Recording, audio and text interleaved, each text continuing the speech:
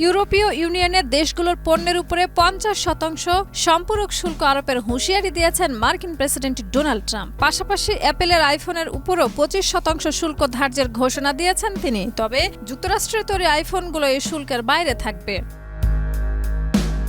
Donald Trump সামাজিক যোগাযোগ মাধ্যমে এক পোস্টে জানান, আগামী ১ জুন থেকে এসব শুল্ক কার্যকর হতে পারে। তার এই ঘোষণার পরে যুক্তরাষ্ট্র ও ইউরোপে শেয়ার বাজারের নেতিবাচক প্রভাব পড়েছে। এদিকে স্টক মার্কেটে দরপতন, অন্যদিকে ডলারের মানেও পতন দেখা গেছে।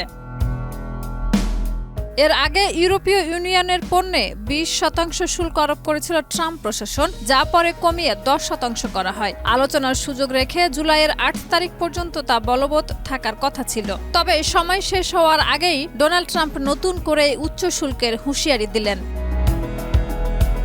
এদিকে অনেক মার্কিন নাগরিক ডোনাল্ড ট্রাম্পের এই সিদ্ধান্তের সমালোচনা করেছেন। কারো মতে, ট্রাম্প হঠাৎ করেই সিদ্ধান্ত নেন, যা সাধারণ জনগণের ভোগান্তির কারণ হয়ে দাঁড়ায়। আবার কেউ বলছেন, এ ধরনের শুল্ক মূলত ভোক্তাদের কাছ থেকে কর হিসেবে আদায় করা হবে। এই পরিস্থিতিকে অনেকে নতুন বাণিজ্য যুদ্ধের সূচনা হিসেবেও দেখছেন।